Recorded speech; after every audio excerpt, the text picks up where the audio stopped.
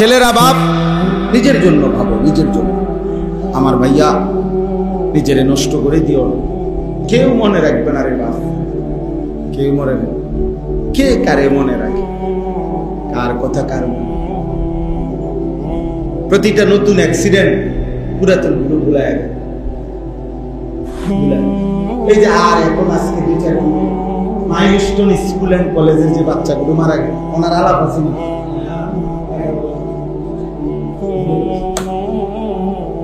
স্বার্থপর দুনিয়া ভুলে যায়, ভুলে যায়। কেউ কারোর মনে রাখে, আপন বাবাকেও মানুষ ভুলে যায়। ফুলে 2-3 বছর তো মেহমানদারি করছে, মানুষ খাবাইছে, আলেম ওলামারে দাওয়াত দিছে, 4-5 বছর পরে জিজ্ঞাসা আসলে মনটা চায় ও খুব বেশি ঝামেলা আছে, টানা এসরা যাই ঝামেলা। মাইয়া ওকে বিয়া দিছি আজ 3 মাস হয়, বাজারে দোকানের রেকর্ড ধরছি, বেশি টানা এসরা আছে। আল্লাহ যদি আপনারা জানেন, আমরা বুঝি না এর নাম দুনিয়া। এর নাম কি? সময় নাই কারো, সময় নাই, সময় নাই। কেউ মনে রাখবে না আমার ঈমান, আমার সিজদা, আমার আখিরাত, আমার নামাজ, আমার পুঁজি। এটাই আমার পুঁজি, আমার হালাল, আমার পুঁজি। কেন আমি সুদ খাবো জিভুতেলে? কেন আমি কি বাধ্য? কেন আমি কিস্তি নিলাম জিভুত বউ বাচ্চালে? কেন? সরকার আইন করছে না আল্লাহ বলছে যে কিস্তি লইয়া হইলেও পরিবার চালাও? এ কথা আল্লাহ বলছে, রাষ্ট্র বলছে। কে বলছে? আপনি হারাম নিলেন, সুদে টাকা দিয়া ফুদ বিদেশ পাঠাইতে হবে। কে আইন করছে? এটা কোথায় সিদ্ধান্ত? জাতিসংঘে। আল্লাহ বলছে এটা, মেম্বার চেয়ারম্যানে কইছে এটা, তো কে বলছে? আমি। হ্যাঁ, তাইলে নিজে নিজের না, শয়তানে বলছে না। লুভি বাপ, লুভি, সে বুঝে যে 12 লাখ টাকা সুদে লইলে ফোলা তৈল টাকা উপার্জনের মেশিন, তারে কোন রকম বিদেশ পাঠাইতে এলে এরপরে তো হেতে টাকা দিবে। এ উঠতে যাবো 3 বছরে, বুঝেন না? বা জমি কিনবো, বিল্ডিং করবে, হ্যাঁ, সাধুয়ানে গপ মারবো লম্বা লম্বা। আল্লাহ রহমতে আপনার দোয়ায় এই প্রতি মাসে আল্লাহ রহমতে টাকা পাঠাইতেছে, জায়গাও লইছি, বিল্ডিং এর কাম করছি। এই গপ বুঝছে? ওই দিন এক বাচ্চা, মজার কথা শুনে, এক বাচ্চা তার বাপকে বলছে, মানে বাচ্চারা হেফসখানায় দিছে, বাচ্চা পড়তে চায় না। বাচ্চা এমন দুষ্ট বাচ্চা, কয়ে তার আব্বা মারে, তোমরা উল্টো পাল্টা চলবা আর আমাকে দিয়ে ভেস্তে যাবা না। বুঝছো না? এই বুদ্ধি করছো তোমরা না, আমাকে দিয়ে তোমরা ভেস্তে যাইতে। সালাকি পাইছো আমার, মানে আল্লাহ আমাদেরকে মাফ করে দেন। তার মানে নিজের ঘর পরিবার, স্ত্রী সন্তান, আমরা বলি না তাদের প্রয়োজন পূরণ করবেন না, না না, এটা তো অবশ্যই, কিন্তু হালাল ভাব, বৈধ যেটুকু পারি আমি এটুকু, বাকিটা অপর। কথা বোঝেন নাই? আমি মাটি হালাই দিয়ে যাই, আমার সন্তান বাঁচলে ঘর করবে, আমি থাকতেই হালাল হারাম মিশাইয়া বাটপারি সিটারি কইরা আমি থাকতে ঘর দুয়ার বিল্ডিং এর কাম শেষ করে দিয়ে যাইতেই হবে, এই জরুরি। কে করলো আমারে? কে বাধ্য করলো? বলেন কেন? আমার আব্বা ইন্তেকালের সময় আমরা 5 ভাই, কারো জন্য আব্বা বিল্ডিং ঘর একটা ঘর করে দিয়ে যায়। 2015 সালে আব্বা ইন্তেকাল করছে, এখন 2025 সাল, 10 বছর। গত বছর গেছে 2024 সালের আগে 23 সালের লাস্টে বা 24 সালের শুরুতে আব্বা ইন্তেকালের 9 বছর মাথায়, আব্বার মৃত্যুর পরে আমরা 5 ভাই আলহামদুলিল্লাহ আলাদা আলাদা জায়গাও কিনছি, বিল্ডিংও করছি, সবাই এখন বিল্ডিং এর ঘরে ঘুমায়। তা আমার আব্বা যে কারো একজনের ঘর করে দিয়ে যাইতে পারে নাই, তাই বলে কি ঘর হয় নাই?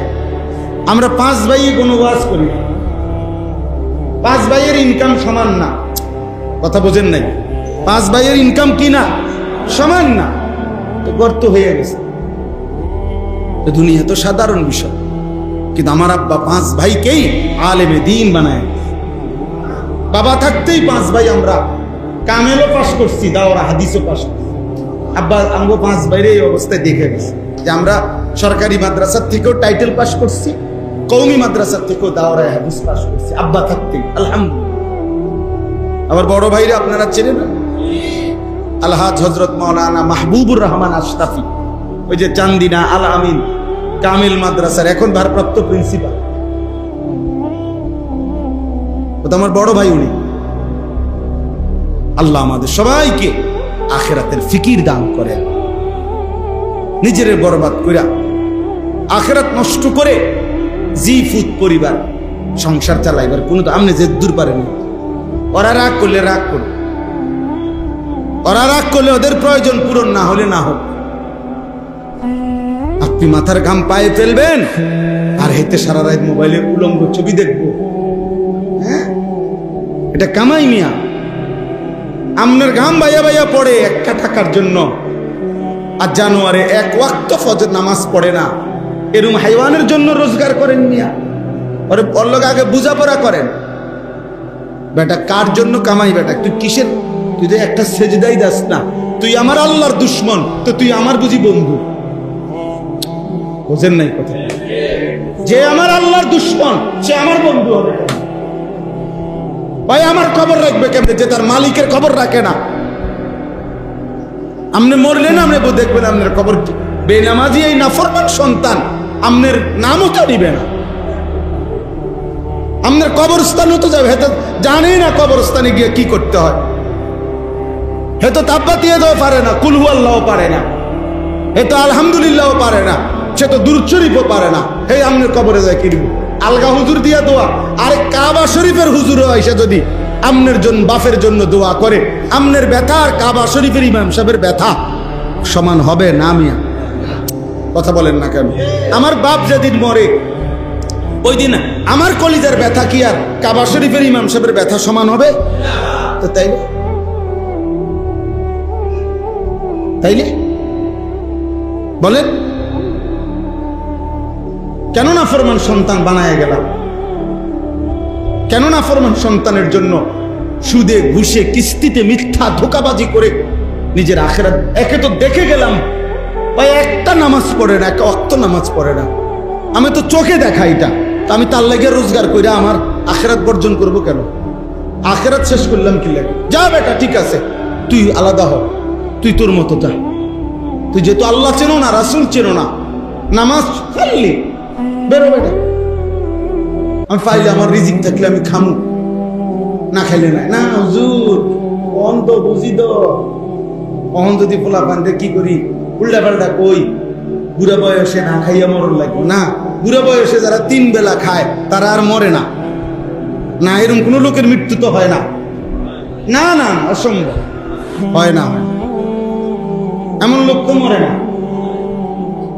তো তাই খেতে মরে না, ওই বেটা মরে কেন? উনি তো খানা খাইছে ঠিক মতো। বুঝেন নাই আপনি কথাটা? তাহলে মৃত্যু কি ভাতের উপরে? ভাত খানার উপরে নেই মৃত্যু। খাইতে পারলে মৃত্যু হয় না, আর খাইতে না পারলে মৃত্যু হয়ে যায়, এটা নিয়ে হিসাব। তো মৃত্যু কার ফয়সালা? তো ভাত খাইতে আমার বাসার পাশে ছেলে, কোটিপতির ছেলে, একটাই ছেলে, মেডিকেলে লাস্ট বর্ষ, শেষ পরীক্ষা দিবে, আর একটা পরীক্ষা বাকি। এক বাবার বাপমার একমাত্র ছেলে, আর মেয়েও নাই ছেলেও নাই। আহা, আমরা কত আদর করতাম এই ছেলেটাকে। মেডিকেলে লাস্ট ইয়ার ছেলেটা, আর একটা পরীক্ষা বাকি। এই দিন ভাত খাওয়াইতেছে মা, এরকম দিন খাওয়াইয়া খাইতে খাইতে এক পর্যায়ে মার হাতে খাওয়াই দিত ওই ছেলেটারে। এত আদর করতো মা ওই মহিলা আমার বাসার পাশে।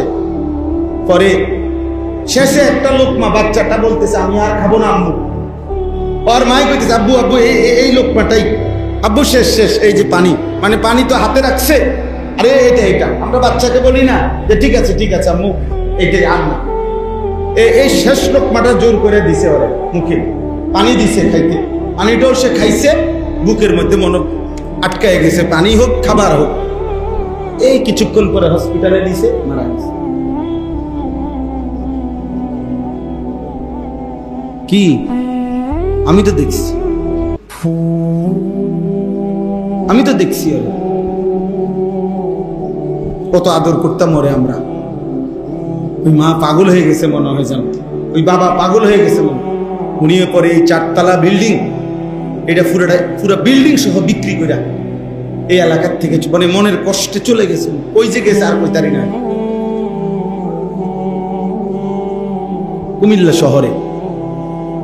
আল্লাহ আমাদেরকে হেফাজত করে, বুঝতে শিখেন। আমার অস্থিরতা হলো এই কথাটা বুঝানো যে বাপ, আপনারা যারা উপার্জন করেন আপনারা আপনাদের আখিরাত নষ্ট করেন।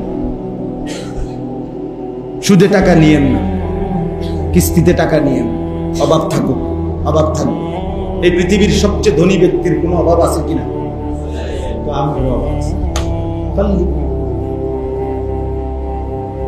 আপনি হারাম খাইয়েন, আখিরাত বরবাদ করেন। বিড়ি সিগারেট খাইয়েন, চা দোকানে আড্ডা দিয়েন, নাচ গান টেলিভিশন দেখেন, ঘরের ওই টেলিভিশন চালাইতে দিয়েন না। আপনি বলেন পরিষ্কার এটা গুনাহ, এটা হারাম। নাচ গান নাটক সিনেমা হারাম বলেন, ভেঙে ফেলেন ওই টেলিভিশন, কোটি টাকার ক্ষতি হবে না। এত বড় গুনার উপরে বিবি বাচ্চারে রাইখা যায়, নিজেও বরবাদ হবেন, তারাও বরবাদ হবে। ভেঙে ফেলেন ওই টেলিভিশন, সরাই ফেলেন। ছেলেকে বলেন, মেয়েকে বলেন, স্ত্রীকে বলেন, শেষ এটা বলবেন, এই শেষ কথা আমার। যদি বলেন এমন হয় যে কোনোভাবেই ছেলে মেয়ে বউ তোমগরে নামাজি বানাইতে পারলাম না, সেজদা দিলা না, ঠিক আছে, তোমগুলোর লোকে কুলাই টানলাম না, তবে এটা মনে রাখো আমি মরে যাব, কিন্তু এই কথা মনে রাখো আমি তোমাদের উপরে অসন্তুষ্ট। এই কথা কইয়া যাবে, বুঝেন নাই আমার কথা? ছেলেরা বলেন ফুত, আমি মৃত্যুর মুহূর্ত বলে গেলাম আমি তোর উপরে অসন্তুষ্ট, এবার দেখি তোরে হাসরের ময়দানে কে বাঁচে। যার মা অসন্তুষ্ট, বাবা অসন্তুষ্ট, ওই বাঁচবে কেমন হাসরের ময়দানে? আপনি যুদ্ধ করেন, আপনি যুদ্ধ করেন, আল্লাহ আমাদেরকে তৌফিক দান করেন। আফসুস জাতি, আফসুস ছেলেরা, আফসুস। ভাবা উচিত চুলের কি দশা, চেহারার কি দশা, জামার কি দশা, কার মতো জামা, কার মতো প্যান্ট, কার মতো চুল, হাসে কার মতো, সাজে কার মতো, রাত কাটে কেমনে, দিন কাটে কেমনে, কে মা কে বাবা, কি ধর্ম, কি পাগল না ছাগল না।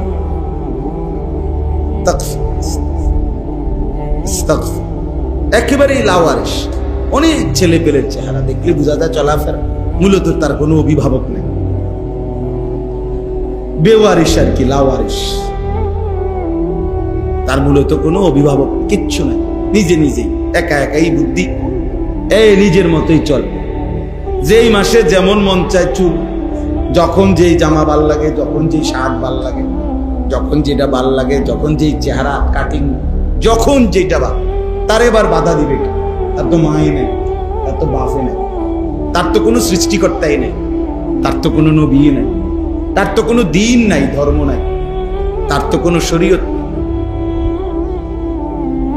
তার উপরে কর্তৃত্ব প্রভাব বিস্তার করার মতো তো কারো ক্ষমতাই নেই। সে তো বুঝাইছে আমি আজাদ, আমি মুক্ত, আমি স্বাধীন, আমি জন্তু জানোয়ারের মতো, আমার কোনো নিয়ম কানুন। এটা জীবন হইতে পারে না, কমপক্ষে এটা মানুষের জীবন নয়, ইনসানের জীবন নয়, ইনসানের জীবন। আল্লাহ তাআলা কোরআনুল কারীমের মধ্যে বলছেন আমি মানুষকে সৃষ্টি করেছি। আবার আল্লাহ তাআলা এর পরের আয়াতে বলছেন আমি সৃষ্টি যেমন আমি করেছি, আবার আমি চলার পথ, চলার রাস্তা আমি নিজে বলে দিয়েছি। ইন্না খালাকনাল ইনসানা মিন নুতফাতিন আমশাজ নাবতালিহি ফাজআলনাহু সামিআম বাসীরা।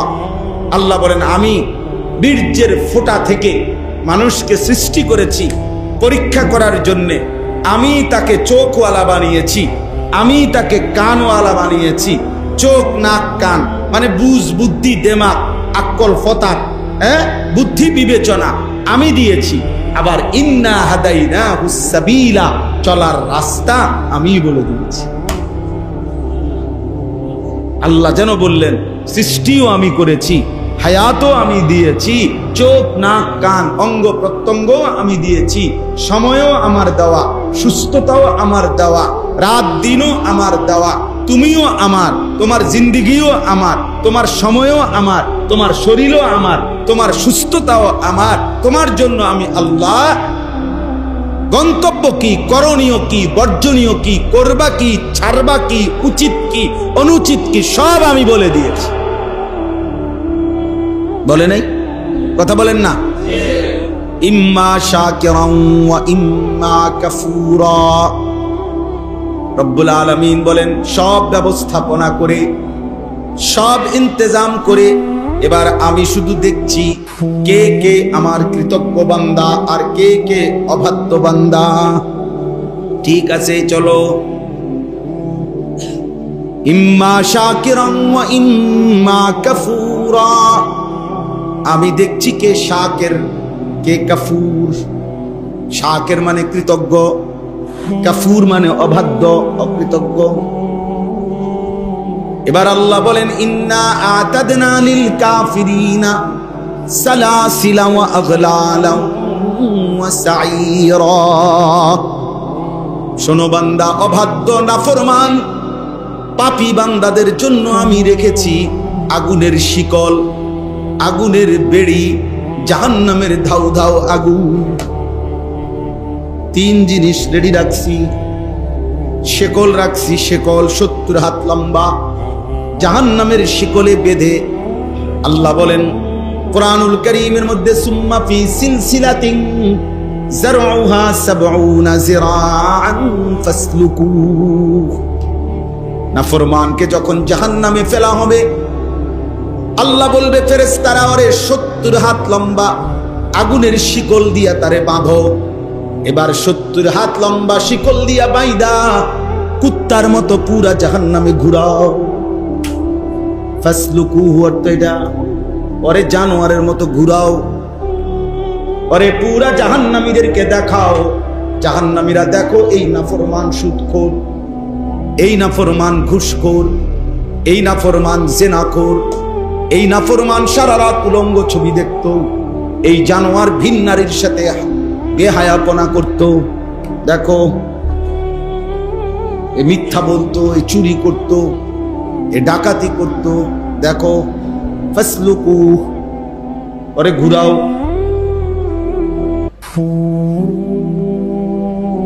হ্যাঁ, ইন্না জাআলনা ফি আনাকিহিম আগলালান ফাহিয়া ইলাল আদকাদি ফাহুম মুকমাহুন।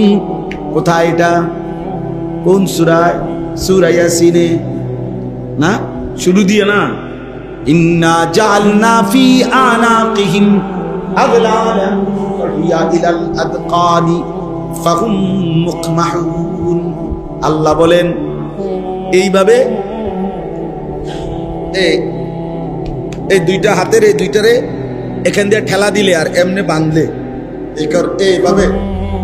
এইভাবে বেড়ি, জাহান্নামের বেড়ি দিয়ে আল্লাহ বলেন নাফরমানকে এভাবে বাঁধা। আর লক্ষ কোটি বছরে বেঈমান একবারও চোখ নিচের দিকে নামাইতে পারে। আর তো এটা নিচের দিকে আনবো কেমনে? বুঝেন না? এটা তো এমনি বাঁধা। ইন্না জাআলনা ফি আনাকিহিম আগলালান, আমি তার কাঁধে বেড়ি পরিয়ে দেব। ফাহিয়া ইলাল আদকানি ফাহুম মুকমাহুন, ওই বেড়িটা থুতনি পর্যন্ত এসে লাগবে। ফাহুম মুকমাহুন, ঊর্ধ্বমুখী হয়ে থাকবে। ওই নাফরমান আর কোনদিন মাথা নোয়াইতে পারবে না। আজ তো দুনিয়ায় বলছিল কুল্লিল মুমিনিনা ইয়াগুদ্দু মিন আবসারিহিম। আজ তো দুনিয়ায় বলছিল মুমিন হারাম থেকে, ভিন নারী থেকে চোখ নামাও, আজকে তো সম্ভব ছিল, সেদিন আর সুযোগ হবে না। কোরআন শরীফের আপনি কালকে বুঝে দেব, সূরা ইয়াসিন আপনারা অনেকে পড়ছেন না, এই যে সূরা ইয়াসিন আয়াত চাচা এটা শুরু দিয়ে আপনি অর্থ দেখেন কি কইছে, অর্থ এটাই, আমি কাঁধে বেরি বাড়া পড়াবো, থুতনি পর্যন্ত ঠেলা দিবে, আর উর্দুমুখী হয়ে থাকবে, আর কোনোদিন ঘাড় নামাইতে পারবে না। আল্লাহ আমার হেফাজত করুন। ইন্নাল আবরারা ইয়াশরাবুনা মিন কাসিন কানা মিজাজুহা কাফুরা। আল্লাহ বলেন, আর অনুগত আমার কৃতজ্ঞ বান্দাকে প্রথমেই জান্নাতে নিয়ে এমন নহর থেকে পানি পান করানো হবে যেখান থেকে কাফুরের সুঘ্রাণ মৌ মৌ করে বের হইতে থাকবে।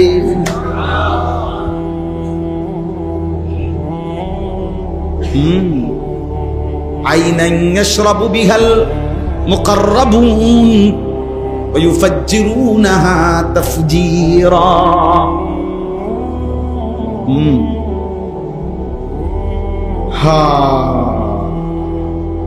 চলেন বেনামাজি তুমিও আগাও, আমরাও আগাই। চলো ভাত খাইয়েই তো আগাইতে আসো, আমরাও ভাত খাইয়ে আগাই, সিরা খাই। বেকু তুই কোনো ভাতের লগে খুব বেশি তরকারি খাস না, নাফরমান। এই যে ছেলেমেলে যেগুলো নামাজ পড়ো না, অসভ্য, এই জানোয়ার, তুই বেটা কোনো অতিরিক্ত কিছু ভোগ করস না বেটা, হাইওয়ান। আল্লাহকে সেজদা দাও না কেন? মানুষ না জানোয়ার বেটা, তুই মানুষ না কুত্তা বেটা, তুই সেজদা দিবি না কেন? হাইওয়ান। তো মুসলমানের ঘরে জন্ম নাও না, তোর মা মুসলমান না, তোর বাপ মুসলমান না, তোর 12 বছর মুসলমানের পরিবারে বড় হয় নাই, তো আল্লাহকে ভুললি কেন? আল্লাহকে ভুললি কেন? যা, কোন শয়তান তোকে আল্লাহ ভুলাই দিল? হাইওয়ান। মাকে চেনো, খালারে চেনো, সাসারে চেনো, জ্যাঠারে চেনো, মামাকে চেনো, ফুফাকে চেনো, শালারে চেনো, দুলাবাইরে চেনো, রাত চিনো, দিন চিনো, বেড়া চিনো, বেড়ি চিনো, আল্লাহ চিনো না কেন? হ্যাঁ, আল্লাহ চিনো না কেন? এই বেনামাজি বলো, দাঁড়া বেটা, বেনামাজি গুলা দাঁড়া, আর তো বাইরে বেটা, বের হয়ে যা মালিকের ঘর থেকে, না ফরমান। কোন লজ্জায় আল্লাহর ঘরে ঢুকলি? সারাদিন এক ওয়াক্ত নামাজ পড়ো নাই যারা, কারণটা কি ছিল? হাইওয়ান, কেন নামাজ পড়লা না? কেন সেজদা দিলা না? তুই মানুষের বাচ্চা না? রাস্তার কুত্তা না সেজদা দেয় না? ইমানদার কেমনে সেজদা ছাড়া?